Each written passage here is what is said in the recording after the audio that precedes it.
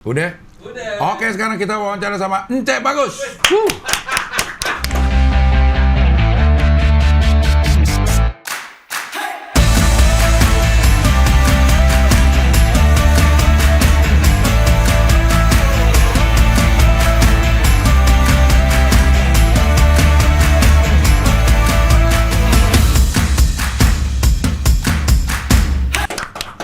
Lele gimana Lele? Anjing. Kita petani lele nih berdua nih dulu nih. Dulu. Tapi lo anakan ya? Ya, Iya. anakan juga sama pembesaran juga. Biovlog. Yoi. Lo berapa lama tuh? Gua hampir 2 tahun lah. Oh lama juga ya? Lumayan. Gue sekali panen doang tuh orang situ udah pada kebauan. Iya sih emang. Iya ya, kita nggak enak juga deh. Walaupun nggak ngomong tapi udah terdengar nih tetangga udah pada kebauan. Iya, limbah ya. Limbah-limbahnya air nggak bener sedikit kan bau kan? Iya, harus bener. dibenerin lagi. Iya. Anjir. Kenangan gua ambil. Lele. Petani lele gitu beneran. Iya. Tapi untung nggak lo? Untung sih gua. Untung ya, sebenarnya lele itu untung loh. Lele tuh untung sebenarnya, apalagi kalau gua kan sama ini pembenihan. Pembenihan. Jadi gitu. cepet sih sebenarnya ya. Iya. Maksudnya gitu. antara lo nanam sama panen tuh cepet. Ya gitu. Terus udah gitu kan pembenihan bibitnya juga banyak yang nyari. Iya, benar. Gue waktu itu sih kalau modal benih sama panen kita nggak hitungin bikin kolomnya itu masih ada untung sekali panen. Iya. Baru pertama nyoba padahal. Tapi ya memang harus Tempatnya sih. Tempat. Kalau gue tuh dulu gara-garanya jadi di kan gue di Jagakarsa. Itu ada satu kebon. Nah yang nungguin tuh orang kampung situ gitu. Jadi kayak tanah sengketaan gitulah gitu kan ya. Terus dia nungguin. Nah terus gue ajakin ngobrol. Gue bilang ya udah lu daripada nungguin ngapain kayak bikin apa gitu. Akhirnya kepikiran lele, ya, ngeliat di Twitter itu kan, ya udahlah ikut, dah gue modalin mereka gitu sih Del. Sebenarnya bukan lebih gue mengkaryakan orang aja gitu. Tapi lo akhirnya ngulik kan tentang lele. Ngulik mau nggak mau kan gitu. Ikut seminar gue Del. Seminar pakai Maxi Grow ya. Maxi Grow kan? Biovlog. Iya, jodoh-jodohan sih kalau kayak gitu ya. Bener. Maksudnya tuh orang harus berbakat memelihara lah gitu. Bener. Tapi lo 2 tahun lama. Gua ngontrol doang. Yang emang yang pintarnya orang situnya gitu. Ada satu orang yang gua nggak tahu emang tangannya dingin. Iya. Jadi apa ya, gampang banget ngawinin lele. Lele kan ya gua nggak tahu ya, dia emang dia punya darah penghulu lele apa bagaimana gitu. Nggak semua orang bisa ngawinin lele loh. Benar. Iya kan? Iya. Dan dia pintar gitu. Gue bilang, wah. Nah, gue liat nih ada potensi kan. Gue bilang ya udah diinin aja, dikembangin aja. Akhirnya ya udah jadi gitu. Berhentinya karena? Sebenarnya sih berhenti karena gue pindah ke Kuningan. Kagak. Jadi kan gue waktu itu di situ dulu gue sama pacar gue di komplek itu. Iya kan. Gue putus, udah, gue pindah. Oh, pindah lele karena alasan asmara. Biar gue stay di situ. Tapi habis itu gue tinggal, gue kasih ke mereka. Mereka tetap jalan sampai sekarang. Oh, masih jalan sampai sekarang. Masih jalan sampai sekarang. Coba aja lah. Iya gitu. Ya gue sih udah istilahnya yang pertama kalau gue senang nih gitu, orang punya kerjaan. Iya. Gitu kan, ada kehidupan, ada apa gitu, masalah penghasilan dan lain sebagainya ya mungkin masih bisa cari di tempat lain gitu deh. Jadi sampai sekarang sih alhamdulillah yang dulu gua rintis masih berjalan dan menghidupi mereka. Iya. Jadi kalau ada orang yang pengen usaha lele itu memang sangat prospektif. Benar. Iya. Apa namanya, demand di Jakarta itu mengalahkan supply-nya karena harus dari Sumatera ngambil lele buat yang di pinggir-pinggir jalan doang ya. Benar. Itu aja gue sampai punya kayak langganan tetap gitu deh. Iya. Itu udah diambil dulu sama tukang pecel. Benar, gue tuh waktu yang kemarin itu lele itu tergantung lo mau dapat untungnya berapa. Kalau mau cepet dapat perputarannya tapi untungnya kecil, udah ada yang nampung. Segede gini udah ada. Iya. Gedean dikit udah ada. Iya. Sekilo 15 udah ada yang beli. Sekilo 12 ekor udah ada yang beli. Tadi gedein lagi. Dia gedein lagi. Bener. Jadi sebenarnya kalau tekun mah untung gede tuh bisa 100%-an gitu. Benar. Iya, tapi sekarang lu tinggal di Kuningan. Gue tinggal di Kuningan ya. Terus ke sini kalau ada kerjaan doang? Pokoknya gue setiap ada kerjaan, syuting Jakarta, nanti libur sehari 2 hari gue balik lagi ke Kuningan. Tapi lo stripping layar lebar sih. Enggak. Oh ya, stripping layar lebar. Iya. Stripping film dia gitu. Ada aja tiap bulan ada aja produksi kan? Alhamdulillah. Tahun ini aja udah berapa film? Setahun ini mau yang ke-7. Buset, banyak banget. Ya kalau ya gue emang begitu. Jadi gini Del, kalau gue dulu kan gue sadar banget nih. Ini muka-muka kayak gue nih Del. Iya. Muka-muka kayak gue nih, ini agak susah dapet peran utama, peran banyak. Pasti maksimal supporting, peran-peran kecil. Jadi terus gue bilang gini, kalau gue nungguin kerjaan yang karakternya banyak gitu ya, istilahnya porsinya banyak, mungkin kerjaan gue bisa dikit, iya kan? Iya. Akhirnya dengan kesadaran itu gue bilang, oke, nggak apa-apalah gue perannya dikit, tapi sering filmnya banyak. Gitu. Jadi gue udahlah gue di dunia industri hiburan ini gue begitu aja udah gitu, nggak apa-apa gue nggak pilih-pilih karakter, karena gue juga inget kata Mas Didi Petet bahwa dalam setiap film atau apapun nggak ada yang namanya peran kecil atau peran besar, semua peran itu penting. Gitu. Jadi gue dari situ ya udah, dan itu juga kan jadinya challenge ya. Challenge gimana misalnya gue dapet peran yang nggak terlalu banyak, tapi gimana si peran yang nggak banyak ini bisa nempel di penonton ya. Penonton itu kan jadi tantangan tersendiri gitu loh buat gue. Gitu. Nah, lo nurunin egonya gimana tuh? Kayak kita performer kan pengennya tampil di utama. Nah, sekarang lo kesadaran dapat, udahlah emang tempat gue di sini gitu. Ya kalau itu tadi yang pertama itu bahwa gue melihat bahwa setiap peran seberapapun porsinya, dia selalu punya hal yang punya porsi penting. Betul. Gitu, punya kepentingan. Pasti setiap karakter yang ada di film pasti ada kepentingannya gitu. Kalau nggak ada nggak diadain. Nggak diadain kan betul. Gitu. Jadi ya kalau gue sih, menurut gue kalau yang pertama gue kan seneng banget seni peran. Jadi gue malah ada satu kebanggaan tersendiri misalnya ketika peran gue sedikit tapi orang inget. Oh dia, dia kan yang main ini. Padahal di film itu karakter gue misalnya nggak banyak, mungkin cuma 1-2 scene gitu, cuman orang nempel gitu. Nah itu kan juga jadi satu kebanggaan gue tersendiri gitu. Jadi ya gue mencari hal-hal yang baiknya aja gitu dari setiap jadi buat nurunin ego itu ya. Gue nyari yang baiknya aja lah gitu, selain honor ya. Iya lah pasti lah. Gitu. Kepuasan main film sama sinetron beda gak sih? Beda. Sama-sama acting sebenarnya. Sama-sama acting, cuman mungkin prosesnya aja kalau yang di sinetron karena mungkin dia tahu sendiri kan ya kan, satu hari kalau kita ngomongin stripping 1 hari 1 episode, which is 1 episode itu biasa 40 scene. Harus dikerjain dalam 1 hari. Bener. Kebayangkan speed kerjanya, mau nggak mau kan satu hal-hal yang ideal dalam acting dan lain-lain sebagainya mau nggak mau sedikit kita kesampingkan kan ya gitu kan. Nah kalau film itu kan punya persiapan lebih panjang, jadi kita mendalami karakter dan lain-lain sebagainya juga lebih dalam, lebih apa gitu kan ya. Nah kalau di sinetron kan ya tahu sendiri lah, bahkan lawan main belum ketemu aja, belum ada aja kita udah harus syuting, ya udah kita diajakin ngomong sama tembok gitu kan kadang-kadang. Astradanya kan ya. Ini si A ya gitu. Iya kan.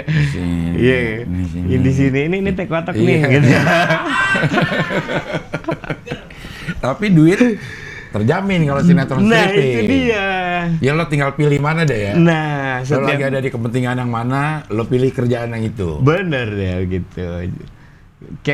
Kayak dulu waktu di tukang bubur kan gue juga dari anak manusia kan. Itu gue hampir 540 episode. 1 tahun dari lebaran ke lebaran lagi. Tapi gue ngerasa aja gue punya duit tapi gak punya waktu. Iya. Kayak tahanan kota kita. Iya benar kan, tahanan lokasi kan gitu. Mau gak mau kan. Tapi ya udah. lu punya duit nggak punya waktu, ya udahlah. Untuk fase ini yang ngumpulin duit aja dulu, kan gitu jadinya. Untuk bikin kita ngerasa lebih ikhlas jalanin ya. Karena memang ada sesuatu yang kita dapat ya, di sisi lain pasti akan terpinggirkan sedikit. Pasti ada gitu. Iya. Mana kalau stripping juga kita belum tahu hari itu ada atau enggak, tapi udah di calling kan? Udah di calling. Kadang-kadang kan tahu sendiri. Sinopsis datang dulu. Kita lihat ya ada nggak nama kita. Udah gitu datang 3 lembar. Set, ya belum ada. Tar dulu belum nggak ada nih, belum. Tar 2 lembar datang. 3 lembar datang. Tahu sendiri. Tapi jadi tayangan loh, kayak begitu. Itu dia makanya sakti loh. Makanya kalau dipikirin, anjir gue bisa jadi tayangan ya. Dan banyak yang nonton itu. Itu dia makanya rating ya kayak Kang Bubur tahu sendiri kan. Anak-anak manusia juga bagus kan tuh, berbarengan gitu ya. Saling 1-2 kayak gitu. Iya. Kayak yang sekarang Ikatan Cinta kan. Iya. Gue mau udah ngebayangin di lokasinya ya gitu, banyakan bengong, nungguin skrip. Iya. Makanya kan kalau gue sih sampai kalau lu main sinetron ya 60% dari honor lu ya buat nunggu sih sebenarnya. Iya. Iya benar. 40%-nya buat acting. Selebihnya buat nunggu. Nunggu, ya benar. Tapi ya itu loh, nunggu tapi dibayar. Itu dia. Iya.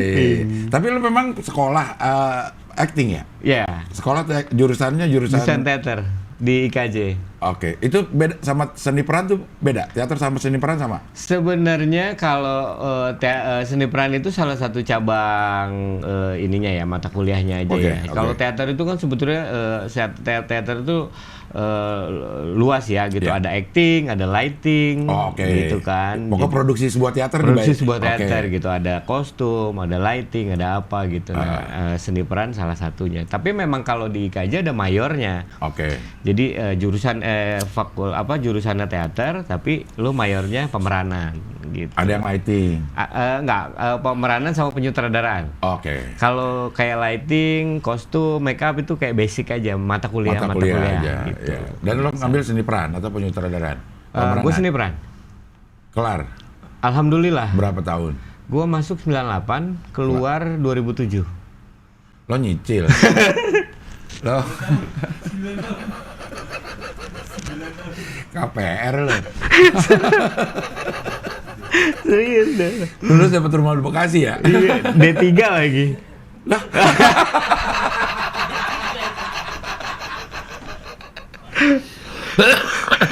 Serius gue. Kok bisa? Kok nggak DO sih? Kagak DO. Jadi gue tuh di KJ dulu waktu awal-awal waktu 90-an itu kan mungkin masih belum terlalu ketat ya. Nah terus tahun 2001 gue nggak punya duit. Nah, udah gitu ya gue bilang gue cuti dulu deh. Gue bilang gue nyari duit buat bayaran gitu. Gue akhirnya cuti setahun. Belum kekumpul juga 2 tahun. Belum kekumpul juga. Pokoknya gue inget tuh dari 2001 gue cuti. Nah, sampai 2004 gue dapet film. 3 tahun lah. Ya, hampir 3 tahun. Akhirnya gue 2004 itu gue dapet film. Satu film waktu itu gue lumayan dapet gede banget. Itu judulnya Maskot, dapet gede. Akhirnya itu gue juga udah hopeless. Gue tanya ke jurusan, gue mau kuliah lagi masih boleh nggak? Terus dia bilang, nomor lu sih belum angus. Nomor mahasiswa gue belum angus. Dia bilang gitu. Cuman lu harus ikut aturan yang baru gitu. Ya udahlah, nggak apa-apa, gue bilang gitu. Yang penting gue kuliah lagi gitu. Akhirnya gue 2007 lulus. 2004 masuk 2005 masuk. 2005 masuk. 2007 lulus ya. Lulus. Lama juga ya. Lumayan. Iya. Nah, lo ngapain aja tuh sambil nyari sampai dapat filmnya itu? Gue dulu kerjaannya tuh nggak lo deh. Matung. Bikin patung? Bukan. Patung hidup. Jadi kalau yang sekarang lu lihat di Silver? Manusia Silver itu tahun 2000-an itu dulu. Itu masih agak sorry to say ya gitu. Belum di jalanan. Dia masih di pameran-pameran, pembangunan. Terus kalau nggak di JCC gitu-gitu. Ah itu gua kerjanya gitu. Gue bisa begini tuh bisa diam 15 menit ya. Gue bisa diam gini doang nih 15 menit. Bahkan 30 menit kalau posisinya ribet. Gue bisa begini doang nih. 30 menit. Dan kepuasannya adalah kalau orang udah nyamperin gue, terus patung orang nih, sampai deketin, orang, patung, orang. Oh itu udah kepuasan tersendiri buat gue tuh. Ininya apa kostumnya? Macam-macam, tergantung event. Gitu. Nah yang paling gue punya pengalaman yang paling nyebelin ini ya. Jadi gue dulu itu gue pernah matung di Alexis. Iya. Oke. Panjang loh. Serius waktu itu tahun baru deh. Gue nggak tahu tiba-tiba gue dapat Alexis tahun baru, gue bilang wah boleh nih, gue bilang kan gitu. Tahun baru gue matung, gue pakai pakaian ini. Lo nggak lu pakaian yang Yunani, lo kan? Iya.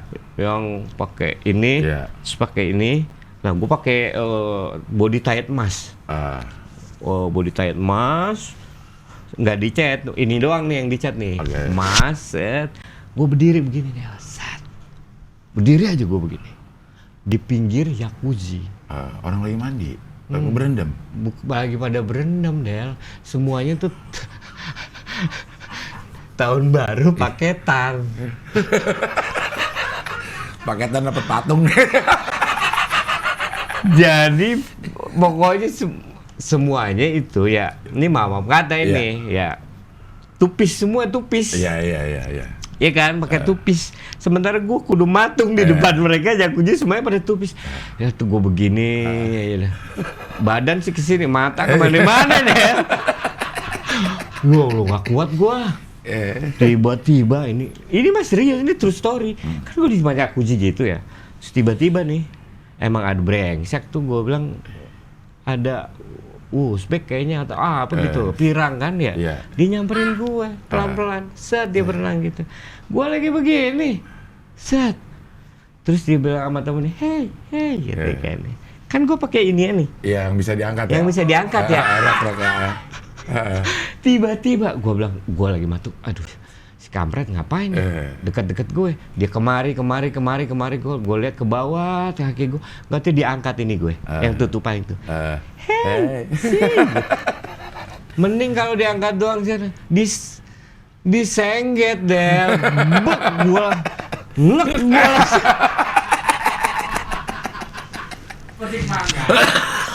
dipetik deh, waduh.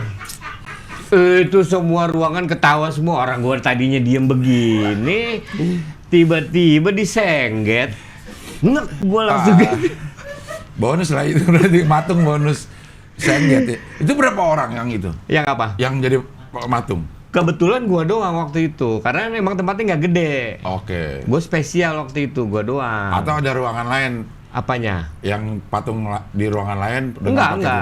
Yang kerja waktu itu malam itu gue doang, gitu.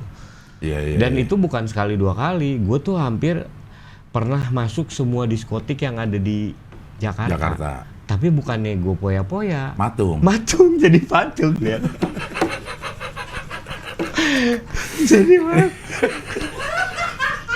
Itu kayak bercanda tongkrongan, ayo gini patungan yuk, ya gue tapi jadi patung ya gitu. Beneran ada deh. Jobnya job matung. Nah lu tuh ada komunitas patung? Kagak, jadi kan kalau dulu mereka tuh nyarinya ke IKJ kan gitu. Nah kebetulan kan kalau itu gue ada mata kuliah olah tubuh. Iya. Kalau olah tubuh tuh gue bisa patung tuh mematung tuh ada salah satu pelajaran tersendiri lah buat tubuh. Ada gitu, pelajarannya? Kan. Ada. Matung ada pelajarannya? Jadi gini, pelajarannya olah tubuh. Iya. Nah, bener ya. Salah satunya diem. Mengolah tubuh tapi diem. Iya, gimana kita bisa konsentrasi itu? Gue pernah tuh sama dosenku tuh cuma suruh milih satu pose, udah dia tinggal dan gue nggak boleh bergerak.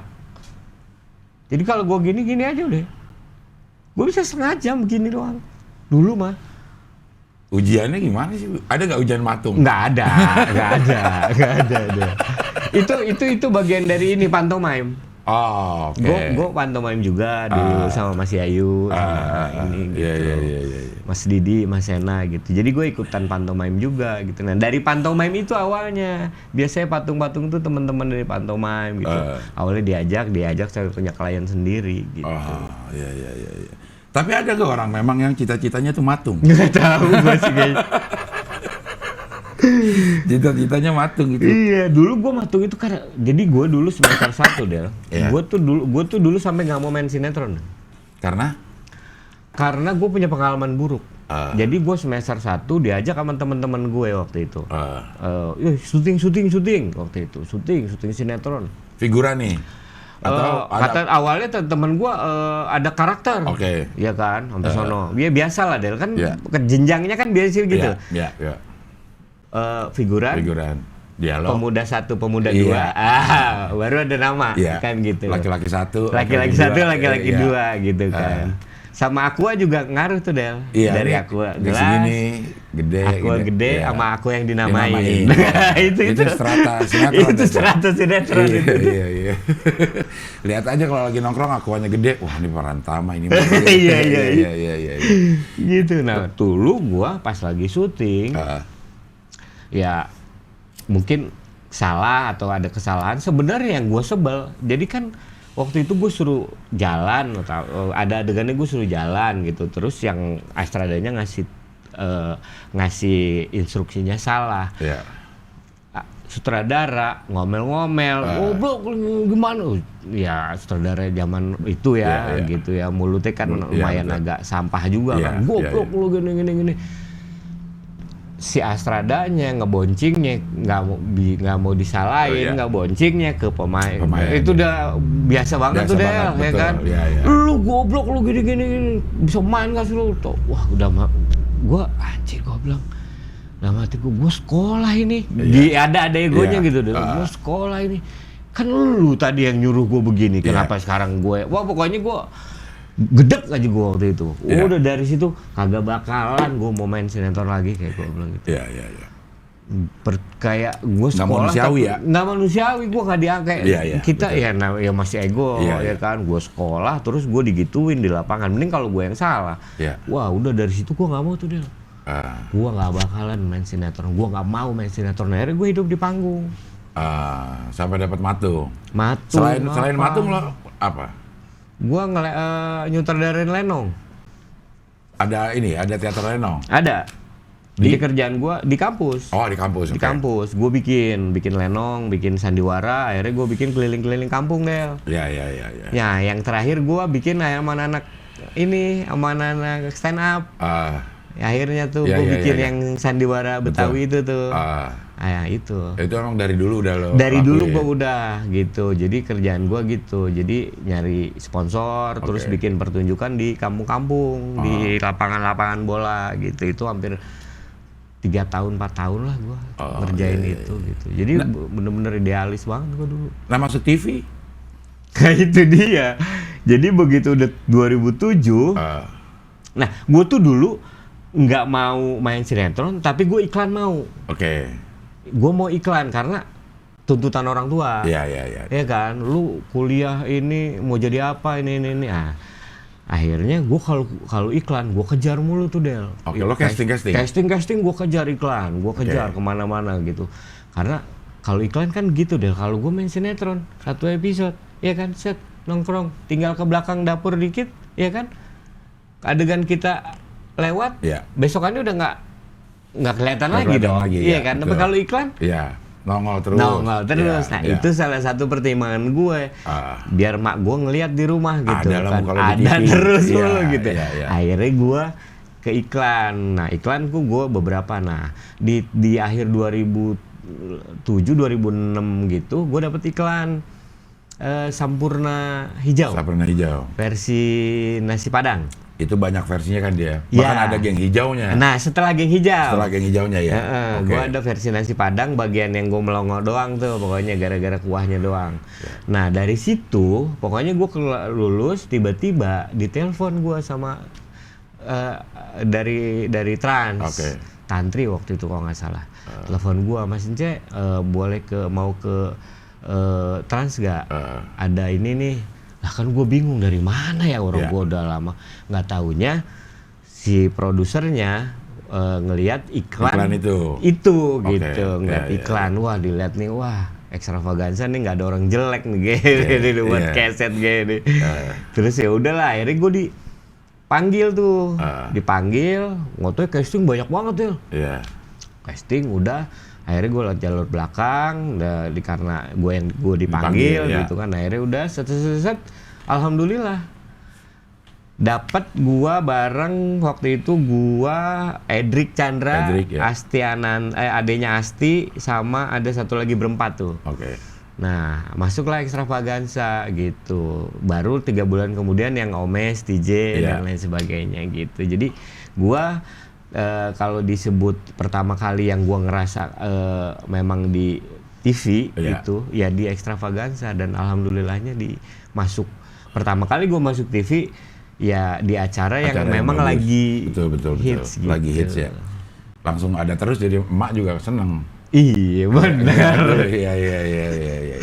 Tapi kan walaupun sama-sama TV, beda jauh lah produksiannya sama sinetron ya, si Extravaganza. Iya, beda. Lo belum ke sinetron lagi tuh karena masih ada ego, gua nggak mau main sinetron. Belum.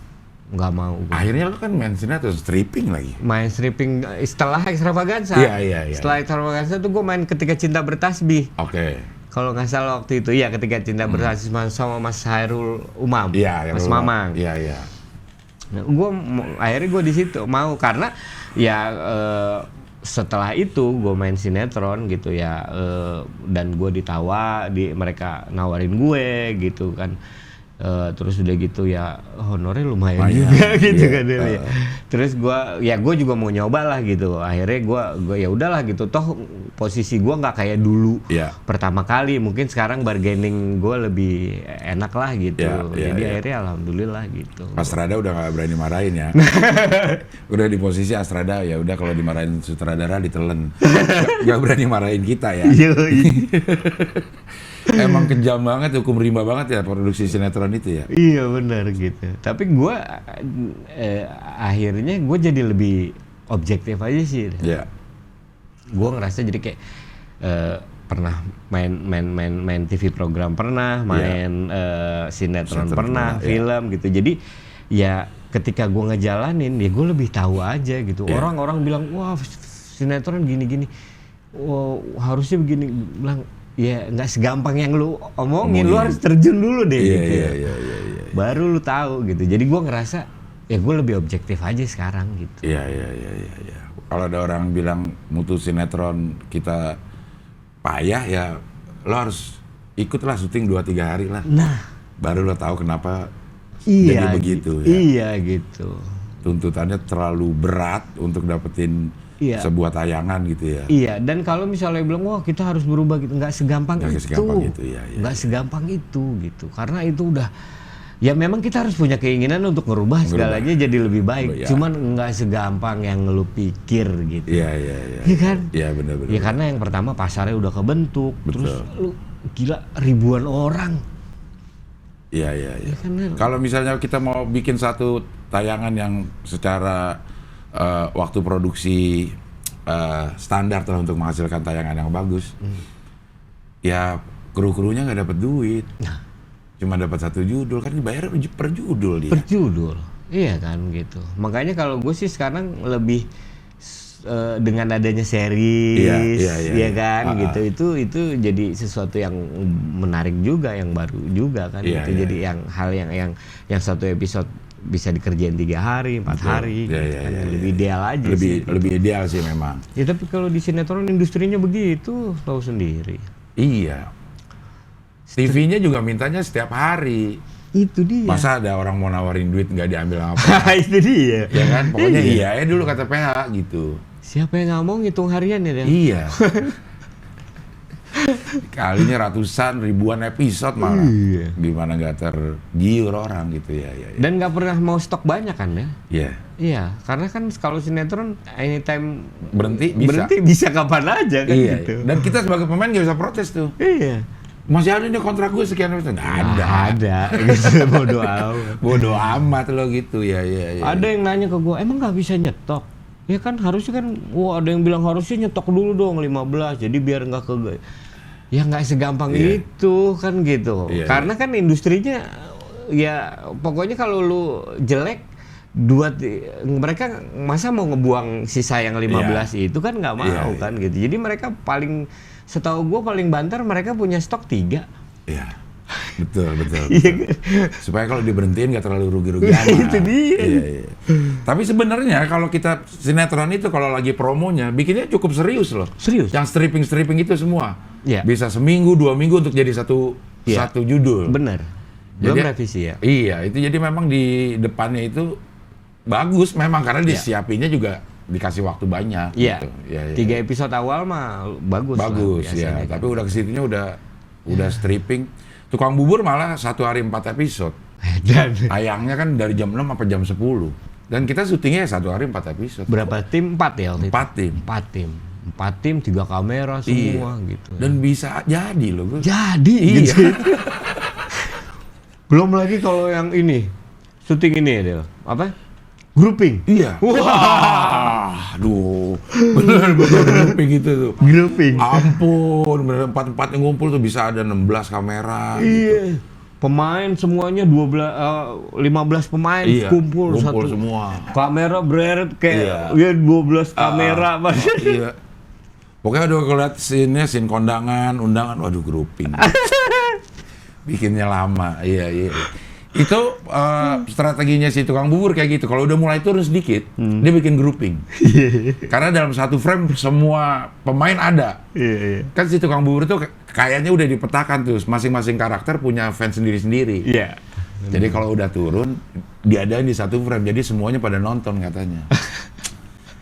Tapi lama banget grouping itu capek. Nungguinnya capek. Udah gitu sutradaranya pasti naik pitam terus. Iya. Ada aja gitu. Kadang-kadang kalau lagi ini mah kita sama kameramen nih. Buat dulu ya. Iya. Udah pemain banyak. Kayaknya Astrada Schedule sebenarnya yang paling pusing itu. Wah, itu gue salut banget sama Astrada Schedule sinetron. Sinetron ya bisa gitu ya bikin dengan kesibukan orang-orang yang macem-macem. Bisa bikin jadi gitu ininya, schedule-nya tuh bisa jadi ya. Satu episode 40 scene sehari. Iya kan? Iya. Harus dibagi. 40 scene kan gila deh. Belum lagi kalau ini kan gue sering tuh deketin. Besok gue callingnya jam segini ya. Gitu ya. Karena ada off air dulu gitu. Kan enggak gue doang tuh. Semua orang pasti ada punya permintaan kayak begitu. Iya, lawan main lu deh tuh, ngomong sama tembok. Iya, benar. Ntar datang kita tinggal cover doang. Iya.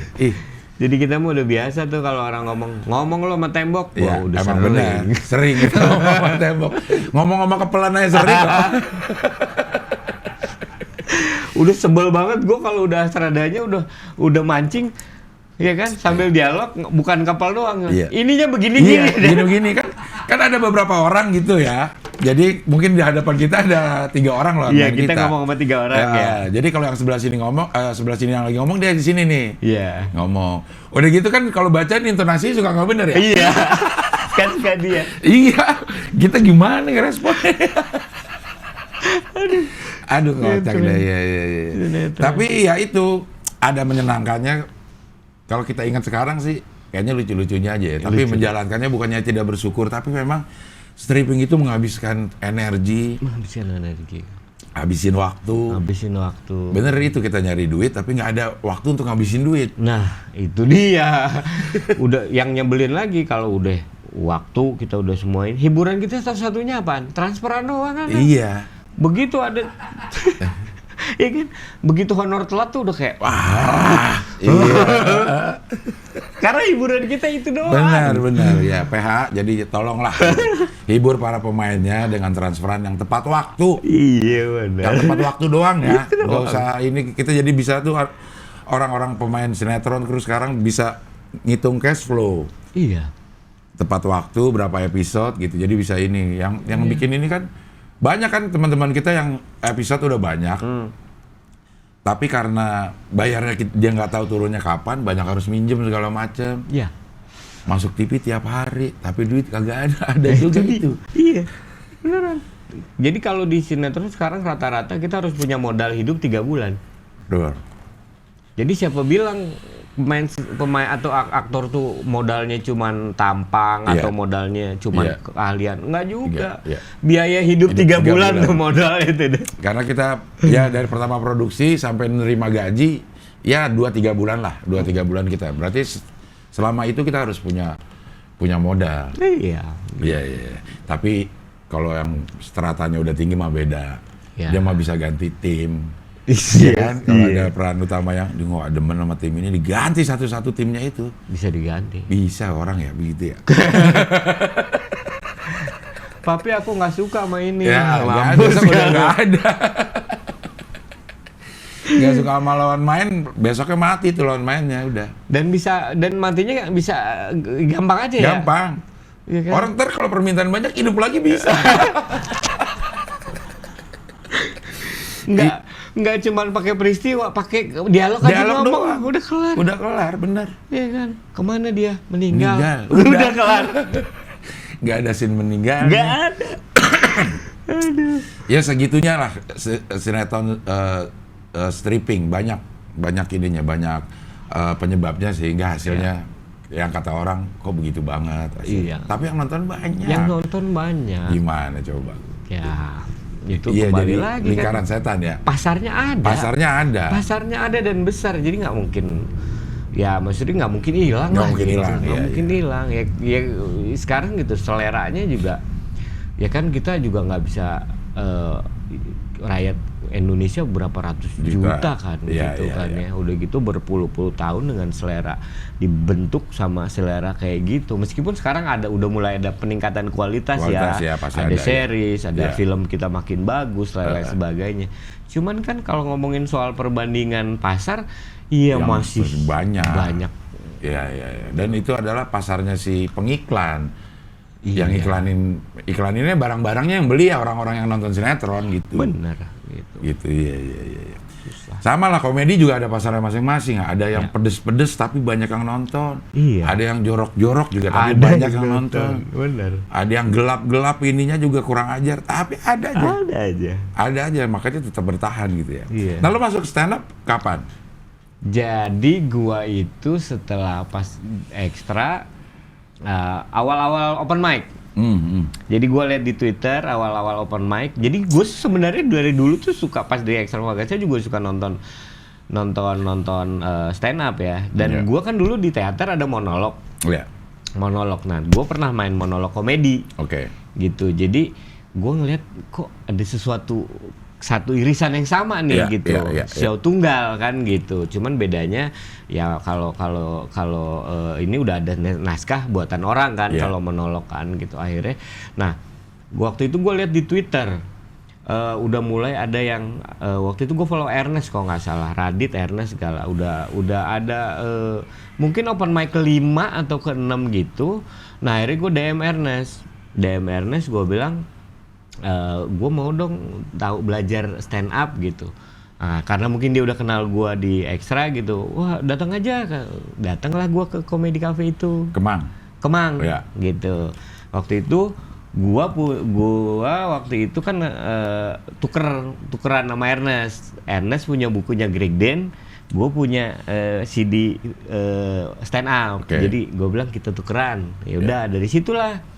Jadi gue tuh cuma mau ketemu Ernest, terus tiba-tiba nge-MC dia, kita kedatangan komedian nih dari Extravaganza. Anjir, gue bilang, wah ya mungkin ya karena di situ mungkin gue lebih dulu eksis di industri hiburan kan. Jadi, waduh, anjir, gue bilang stand up gimana ya? Ya udahlah, kan udah ditodong akhirnya, ya udah, gue maju. Justru gue pertama kali tampil stand up malah jokes telling. Ya gue ngejokes aja gitu, karena gue belum tahu apa-apa kan gitu. Akhirnya gue ngejokes telling waktu itu. Jadi ya udah, tapi ya alhamdulillah pecah sih gitu jokes telling gue waktu itu.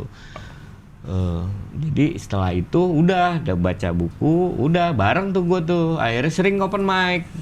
Gue tuh barengnya Semi Arif, Adriano, Lukman, Arif Didu, Iya, Lukman, Bayhaki. Terus si Rindra. Ya pokoknya gua 2011-an berarti itu ya? 2011 2012 ya. Pokoknya di awal aja gua. Bahkan waktu pertama kali kan, jadi waktu itu udah mulai rame nih. Akhirnya Ernest bikin yaudah kita harus bikin ini nih komunitas gitu. Akhirnya gua sempet megang Korwil Jabar. Jadi waktu itu gua, Isman, gua yang di kepengurusan Stand Up Indo pertama tuh gua, Isman, terus ada si Ernest, ada siapa lagi tuh waktu itu, Robert atau siapa gitu ya. Nah jadi ya di awal-awal itu. Nah gua setelah justru awal-awal yang sering dapat panggilan show di luar tuh gua. Karena mungkin sebelumnya orang udah kenal juga. Udah kenal gua gitu. Betul. Jadi bintang tamu di Makassar, mana, sama Akbar sering buat stand up night, undangan-undangan gitu. Bahkan komunitas-komunitas di Jawa Barat yang karena gua korwilnya, jadi setiap kayak bikin kayak stand up night pertama tuh, ya udah gua jadi ininya line up-nya gitu. Ya termasuk Ernest bikin tour, jadi opener gitu. Yang bikin jauh tuh stripping. Jadi begitu gue udah mulai struggle udah mulai stabil di stand up, tiba-tiba anak manusia masuk. Di tahun-tahun itu juga tuh. Gue bilang, tapi ya gue lagi butuh duit juga kan akhirnya. Nah lumayan setahun tuh, lumayan agak. Karena di awal-awal itu industri stand up-nya belum terlalu menjanjikan secara finansial ya. Belum. Paling betul. baru off air sama ini doang, sama yang di Metro. Gua Kompas nggak ikutan soalnya. Nah lo di sela-sela itu ada si anak manusia ini.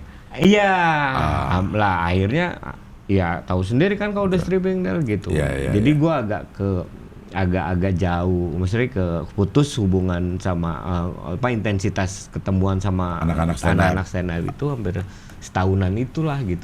Setelah itu gue baru gabung lagi. Anak manusia berapa episode itu? 540-an lah. Durasi syutingnya setahun? Setahun lebih, setahun 2 bulan. Jadi 2 bulan. sebelum puasa, terus tadinya kan buat Ramadan doang tuh.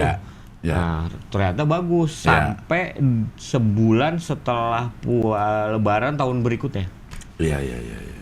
Segitulah lumayan. Udah habis waktu berarti ya? Udah habis waktu. Nggak ada apa lagi hubungan lagi sama yang intens sama si stand up. Iya, paling kalau misalnya lagi pulang cepat ada open mic baik. Cuman kan intensitas buat bikin materi, nulis apa semuanya itu udah lumayan berkurang lah. Berkurang.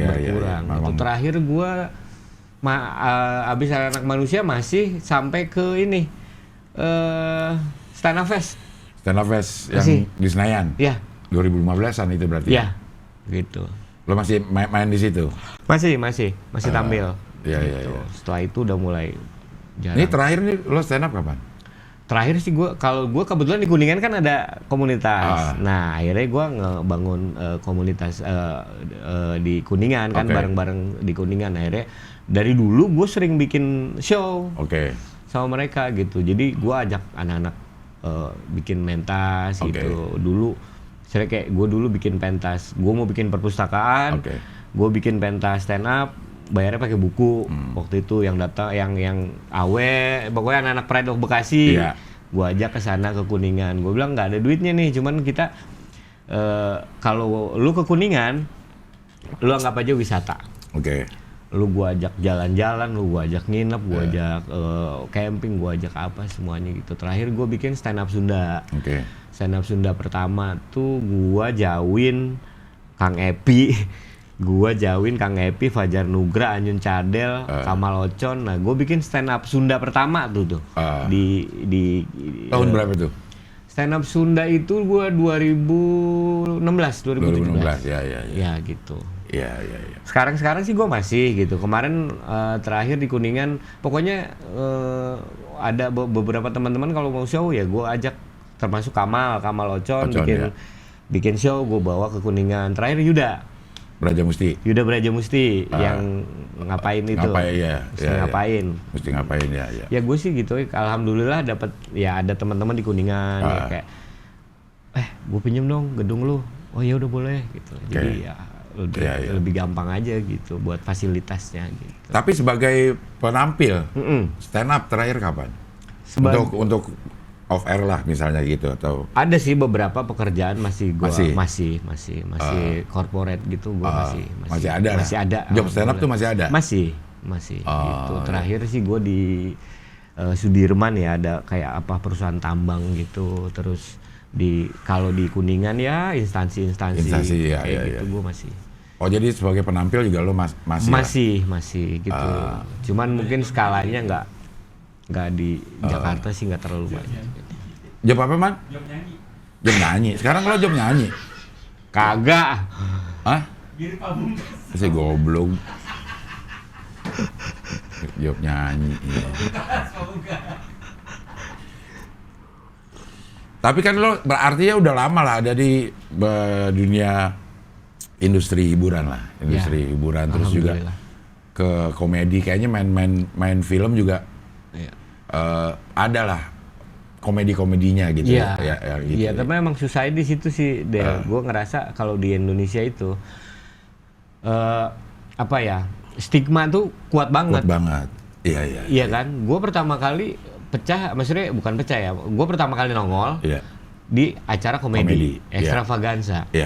Jadi kesini semua orang ya nawarinnya gue komedi padahal ya secara kemampuan ya gue secara potensi gue punya kemampuan untuk bermain drama, berakting drama lah gitu ya gitu. Bahkan waktu terakhir kan gue sempat dapat nomine Piala Citra ya waktu itu, ya itu agak drama di gitu. Drama justru gitu, tapi ya nggak tahu ya namanya ya produser banyakannya komedi lagi ya kalau gue nggak ambil gue nggak makan kan akhirnya ya memang di Indonesia tuh kayak gitu sih dia, stigmanya kuat banget. Sekali aja lu ini komedi ya udah terus-terusan tuh komedian, padahal potensi banyak gitu potensi masih untuk bisa di gitu. Tempat yang lain ya iya gitu. Dan lo udah nerima aja nih sekarang kayak gitu ya mau nggak mau gue terima aja, mungkin ya yang penting ya gue ya kalau gue ngerasa lu apa sih, kadang-kadang pertanyaan banyak banget, lu sebenarnya apa sih? Lu komedian atau ya kalau gue sih gue bilang ya gue seniman aja lah gitu deh. Jadi gue sih seniman aja, jadi ya buat gue proses berkesenian itu proses pemenuhan kapasitas potensi. Jadi apapun gue harus bisa gitu. Jadi ya udah apa aja lah gue pelajarin sih gitu. Jadi bahkan orang kadang-kadang jadi orang ngeliat lu sebenarnya apa gitu. Orang kan kalau mau ini personanya ini udah terus jadi. Nah kalau gue tuh malah ya kalau disebut nggak konsisten ya gue konsisten dalam tidak konsistenan gitu. Istiqomah dalam berantakan. Karena semua yang konsisten kan dalam hal apapun itu akan jadi gitu, termasuk konsisten dalam hal berantakan. Iya. Gitu, film yang terakhir lagi syuting apa nih? Yang mau tayang nih, gue lagi tayang Keramat. Keramat nih udah launching, udah premier. Ini hari ini. Mulai tayang minggu depan. Keramat itu apa film? Film horor. Iya. Yang bikin Monty. Oke. Terakhir kalau yang tayang gue Mumun. Iya. Sebenarnya sih gue agak malas juga tadinya main horor. Cuman karena yang pertama, gue takut setan. Terus yang kedua, gue kalau syuting horor tuh kayak ini hidup lu tuh pasti berubah, karena 80-90% horor tuh pasti syuting malam. Jadi kalau lu syuting horor, nggak mungkin, jarang yang nggak sampai pagi. Jadi ini ritme tubuhnya kan berubah juga kan gitu. Itu yang gue nggak terlalu suka sebetulnya gitu kan ya. Biasanya bangun pagi terus kelar sampai subuh gitu. Jadi sebenarnya yang pertama itu gue nggak terlalu suka horor sebetulnya. Cuman gue lihat juga ya booming juga kan. Betul. Gitu. Iya. Akhir-akhir ini juga booming lagi nih. Iya gitu. Akhirnya gue cobalah gitu. Nah horor yang ya pertama kali setelah pandemi itu gue yang ini Makmum ya. Makmum 2. Ada Sujiwo Tejo ya? Oh bukan kalau itu. Sujiwo namanya apa ya? Mangkujiwo kalau itu. Iya. Makmum, terus habis Makmum gue ke yang Mumun. Gitu. Itu juga komedi. Iya. Gitu punya. Tapi ada kenikmatan nggak actingnya secara acting ya, bukan secara produksinya ya? Ya ada sih. Beda-beda lagi gitu. Kalau gue sih selalu itu sih Del, prinsip gue selalu ketika gue memutuskan untuk memilih sesuatu, maka gue akan selalu cari hal yang baiknya. Iya. Menariknya aja. Iya, yang menyenangkan lah. Yang menyenangkan ya di mana. Iya. Jadi kita kerjanya juga enak ya. Iya. Sama Abdur juga lo mau syuting nih? Mau syuting? Itu juga agak-agak horor juga? Agak horor juga gitu. Berarti 3 film terakhir lo horor nih? Iya. Mudah-mudahan sih ya yang Susana juga dapat sih. Doain aja. Amin. Ya. Kalau yang sama Abdur kapan lo ininya? Besok tanggal 23. Tanggal 23. Sebagai perannya? Sebagai nelayan. Nelayan. Sama siapa satu lagi tuh ya? Sama Yuda gue bareng. Oh iya Yuda. Iya. Kemarin dia cerita ya. Syutingnya di laut kalau jadi nelayan. Iya. Gitu. Iya. Pengalaman Abdur pertama untuk nyutradarain. Lo kalau film udah ada yang lo terlibat di ininya, timnya? Menyutradarai? Iya. Atau apakah nulis kah atau? Enggak, gue kalau nulis series doang. Gue nulis juga deh. Lu nulis juga? Nulis juga. Series. Series tuh pesanan atau kita pesanan? Agak beda ya, nulis pesanan sama nulis yang pengen kita tulis. Iya, gitu. Cuman kalau mungkin karena gue basicnya juga, maksudnya ya menulis karena memang ada mata kuliahnya juga dulu kan gitu. Nah, kalau pesanan tuh enaknya kan ada deadline, terus ada deadline, ya terus jelas juga gitu, dibayarnya ya. Tapi kita terbatas sama kreativitas kita terbatas sama pesanan itu ya. Iya gitu. Nggak bisa terlalu improv untuk bener. nuangin apa yang kita mau gitu. Iya. Kalau buat latihan sih menarik lah. Nulis gitu ya. Iya. Iya. Soalnya ya kan karena dituntut. Mau nggak mau kan biasanya kan kalau ya yang satu dituntut orang, yang satu nuntut diri sendiri kan. Ya betul. Ya. Abdur itu lu udah baca semua dong berarti kan? Lo kalau setiap dapat film lu baca semua nggak? Atau bagian? Enggak. Bagian kita doang? Enggak. Gua udah membiasakan diri sekecil apapun peran gua, meskipun gua satu scene, gua harus tahu keseluruhan ceritanya. Kalau waktu sinetron kan kagak kan? Kagak. Scene doang kan? Iya. Bahkan kita nggak tahu ceritanya apa ini. Iya. Besok mau gimana juga nggak tahu. Iya. Kita nggak tahu, bener-bener nggak tahu nih. Ini cerita episode ini apaan sih? Kita nggak tahu, kita lihat bagian kita doang gitu. Template aja udah deh. Iya. Jatuhnya kalau bukannya nggak profesional ya, tapi memang situasinya menuntut kita untuk kayak gitu. Nah, sekarang kalau di film lo baca semua, jadi baca semua. Tahu ceritanya tahu gitu. Gitu. Latar belakangnya lo kenapa acting ada scene itu jadi tahu gitu ya. Iya, gitu latar belakang karakter, posisi karakter gitu di situ sebagai apa meskipun gue cuma satu scene, gue akan selalu minta bukannya sok-sokan ini ya, tapi karena memang udah gue membiasakan diri untuk seperti itu gitu. Dan lebih enak juga untuk kerjanya berarti. Bener. Lo tahu bagaimana harus berperan di situ gitu. Iya. Gitu. Iya. Nah kan sekarang lo udah mulai main film dari sutradara yang tua, yang galak, yang pakai ngomong goblok segala macam gitu ya. Yang lempar aqua gitu ya, yang kejam lah gitu ya. Sampai sekarang kan juga udah anak-anak yang muda gitu. Pendekatannya juga beda nggak sih? Beda banget mentalnya. Maksudnya nggak tahu ya, setiap generasi juga punya ini yang berbeda kan ya. Terus gue juga nggak tahu, mungkin kalau dulu istilahnya apa ya, kalau sekarang tuh banyak kayak pemain kayak lebih di atas sutradara ya kayak sekarang beberapa gue melihat ya ada yang seperti itu ya gitu, bahwa kalau dulu otoritasnya sangat sangat besar sekali si sutradara. Ya, memang jadi jenderal lah di situ. Iya gitu. Tapi gue melihat ada beberapa di industri yang pada akhirnya juga harus mengalah kepada si kebintangan pemainnya itu gitu. Itu cikal bakal nggak sehat dong berarti sebenarnya. Ya disebut nggak sehat sih nggak sehat juga gitu. Cuman ya itu fenomena yang terjadi. Cuman ya memang nggak banyak juga sih, nggak semua pemain. Cuman yang bentuk seperti itu tuh ada gitu. Jadi ya kalau ngomong sekarang juga sutradara jadi ya mungkin juga zamannya juga udah beda gitu ya. Ya apalagi sekarang sosmed udah netizen udah kalau dulu kan mungkin bisa ketika ada sebuah peristiwa bisa diisolir gitu. Sekarang kita kan nggak keluar kemana-mana lah gitu gua rasa juga lebih banyak yang hati-hati juga kan gitu sebetulnya sih. Iya. Mana sekarang juga kan banyak yang sutradara itu baru lah gitu ya. Tiba-tiba tuh harus ngedirect orang yang udah berpengalamannya puluhan tahun. Iya, itu dia tuh. Kadang-kadang juga, Bang, ini maaf ya, nggak apa-apa. Gue bilang, ini lu sering ketemu lah gitu. Iya. Agak.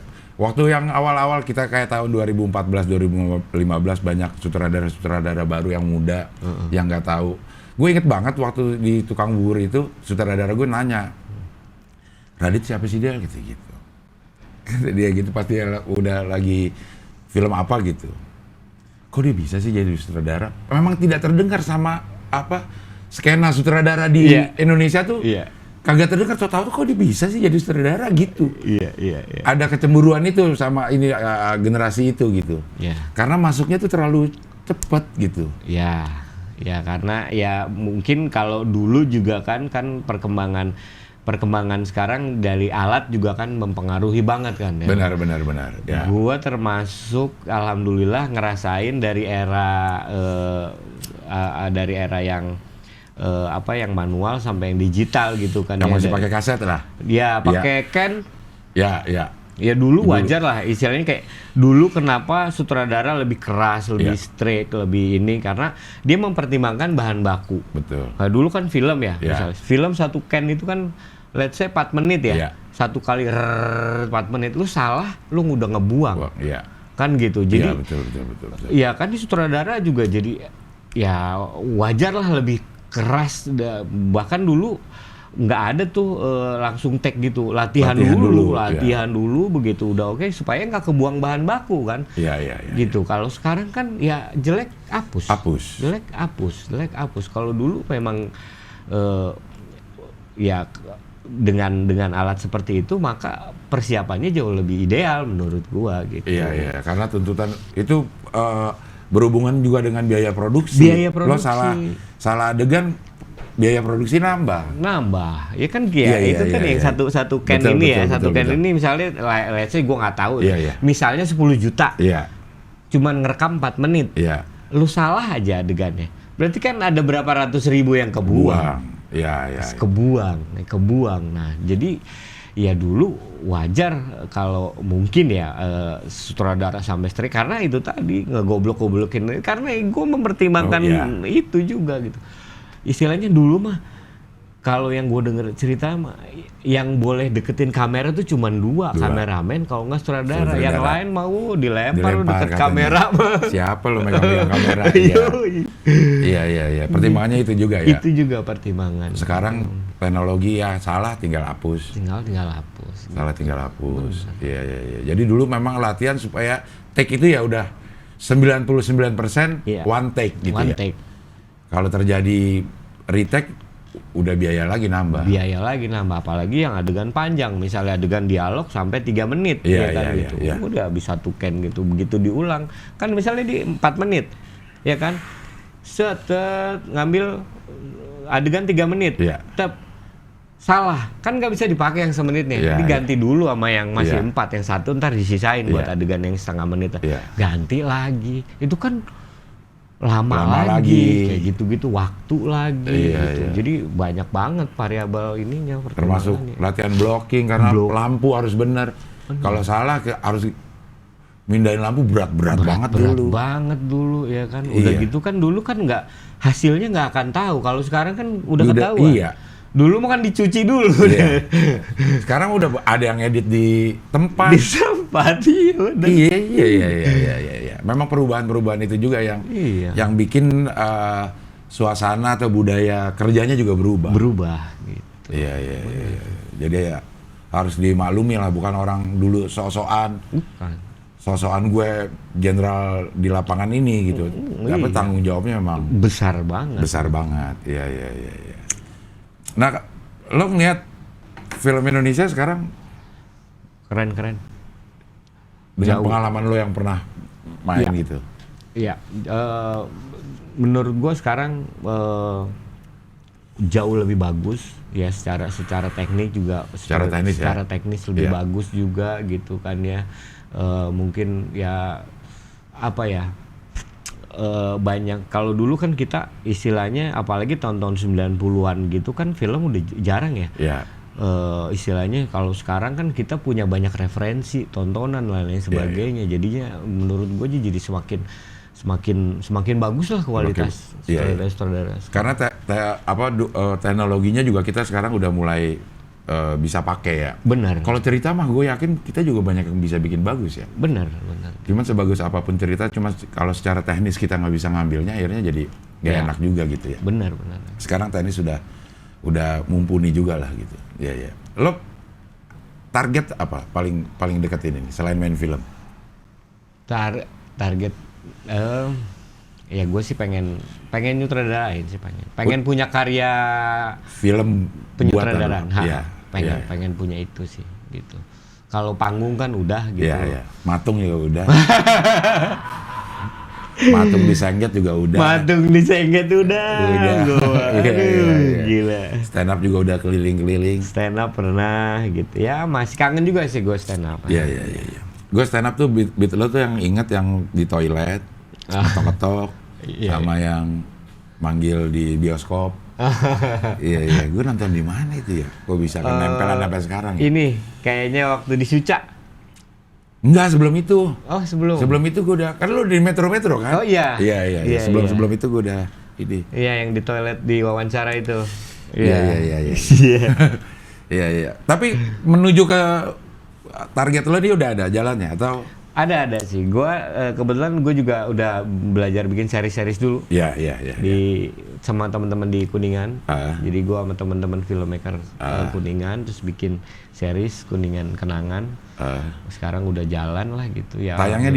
Tayangnya di YouTube. YouTube siapa? YouTube Kuningan Kenangan. Oh, ada channel YouTube. Ada channel YouTube sendiri gitu. Jadi ya nyobalah nulis terus sutradarain ya, dari yang modal dari duit sendiri dulu lah.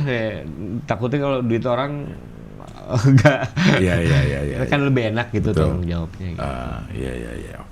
Oke lah, Ence bagus. Terima kasih udah datang ke sini jauh-jauh dari Kuningan. Mudah-mudahan film yang mau launching hari ini banyak penontonnya. Amin. Iya, banyak penonton. Kalau kata Panji kan urusan film bagus tuh urusan sutradara. Kalau film laku urusan produser. Iya, benar. Gitu ya. Mudah-mudahan filmnya bagus, penjualannya juga bagus. Amin. Sehat terus dan banyak manfaat buat orang-orang. Siap. Oke, kalau begitu sampai ketemu lagi di wawancara dengan tamu berikutnya. Mantap.